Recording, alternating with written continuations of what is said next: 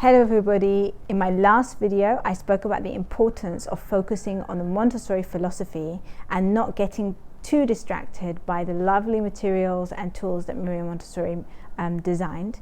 And I emphasized the importance of focusing on philosophy so that you can better understand your child and understand the discoveries that Montessori made. Some of you asked me which books I recommend to parents and teachers so that you can gain a better understanding of the Montessori philosophy. So in this video, I'm going to share with you 5 brilliant Montessori books that I recommend to all teachers and parents. So the first book that I recommend is this one, How to Raise an Amazing Child the Montessori Way by Tim Selden. Tim Selden is an amazing Montessorian. You can look him up on YouTube, watch his videos. He really emphasizes the Montessori philosophy and I really love that. This book is brilliant for parents or for people who are considering to become Montessori teachers.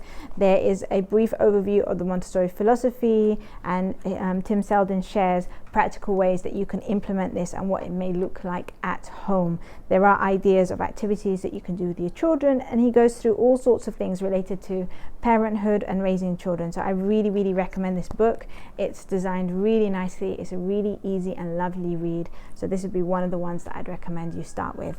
Another book that I really recommend that I've had for a very long time is this one, Montessori Play and Learn by Leslie Britton. This is an older book, and I got my book many years ago. And in this book, again, the beginning starts off with going through the sensitive periods, different stages of development, focusing on the Montessori philosophy. And then she goes into more details about actually different things you can do in the bathroom, different things you can do in the hall and the stairs so that you can prepare your home, design your environment so that it is prepared and ready for the children. And then towards the end of the book, she shares specific activities that you can do. And what I love about these activities is you don't actually have to go out to buy a special Montessori material, but a lot of these activities are things that you can make and do easily at home with your child so that you can make those immediate changes.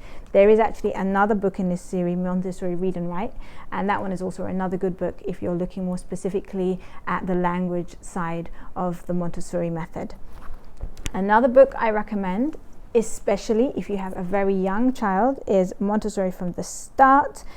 This book is really important for anyone who has an infant or a toddler and wants to start implementing the Montessori method. It goes in detail about the Montessori philosophy in a really simple way that's easy to understand. There's this lovely psychomotor development chart that you can have a look at, which shows you the development of the child. That can give you an idea of what activities to provide for your child when, and also you can have an idea of whether your child has actually covered everything that they should be by a certain age, and then you can kind of use that as a guide to help you choose the activities.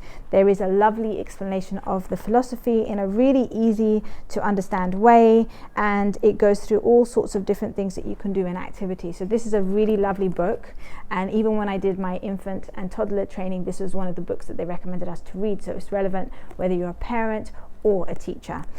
The fourth book that I'd like to share with you, again, is one of my favorite books. This is the book that I bought when I first started my Montessori training.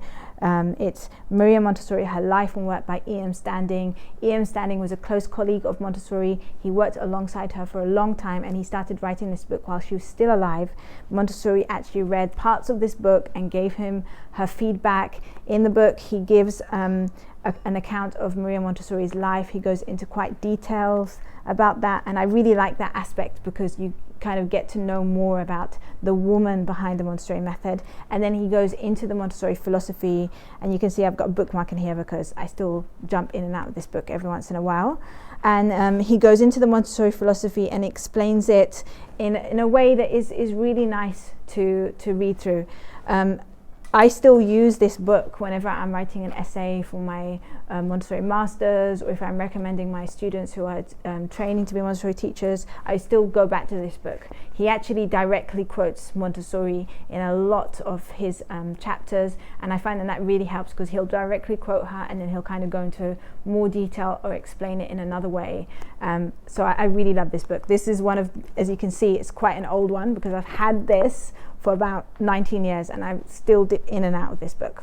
The fifth book that I have that I want to recommend to you is one of Maria Montessori's books herself. So the previous books have all been by other authors, and a lot of people tell me that they find Maria Montessori's books quite difficult to read, and they're really heavy reads, and you have to really focus and go at a slow pace to fully understand what she's saying. And it is quite true, because remember, Dr. Montessori was a doctor, she was a scientist, and the writing that she put is really detailed, and to some extent is quite academic and difficult to read. But I do recommend that if you can, when you're ready, to go straight to Montessori's books, because there's such a depth of knowledge in her books that every single time I open the books, I always find something new. So this is my copy of The Absorbent Mind that I've again had for probably 20 years, and you can see I've highlighted loads of like key sentences in here. What I've done with this book is I've taken this book as a study book, and we've gone through like chapter by chapter the important parts of what Montessori has said in each chapter, and try to kind of elaborate and understand that, and kind of link that to our everyday interaction and life with children. So I really do recommend that if you are ready and want to read one of Maria Montessori's books so that you can hear directly from her, then The Absorbent Mind is a really good book to get started with, and it's a book that you will never stop reading. So there's so much in there that even like 20 years later, you're still learning more and more from The Absorbent Mind. So this is one of Maria Montessori's books that I really recommend that you read. So those are 5 books, but I decided that there's one more that I want to share with you, because some of you that are following me on my Instagram and Facebook accounts are quite academic. You're doing your masters in education, or you're doing PhDs in aspects of child development, and you've asked me about the research that shows that the things that Maria Montessori has recommended for us to do with children are scientifically accurate. And so I've got this last book, Montessori, The Science Behind The Genius by Angeline Lillard, and what she's basically done is she's gone through all the recent research about child development, brain development. She's gone through all of that research, and she's basically proven that the Montessori method does attain the outcomes that we have said the Montessori method. It does make those changes in the children. It is an effective way to teach children. So basically this book is proving that the Montessori method, although it was discovered by Montessori more than 100 years ago, the Montessori method is an effective way to educate and teach children, and it is as relevant today as it has been 100 years ago. And if you read this book, you'll be blown away by all of the research and how she breaks everything down and basically proves to you that the effectiveness of the Montessori method in educating and raising children. So those are 6 books that I really recommend.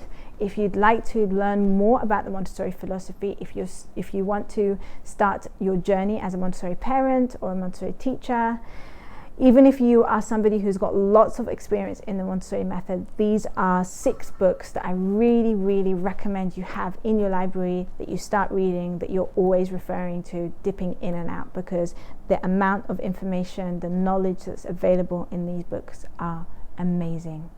And hopefully by reading these books, you'll have a better understanding of the Montessori method and be able to provide a really amazing Montessori experience for your children.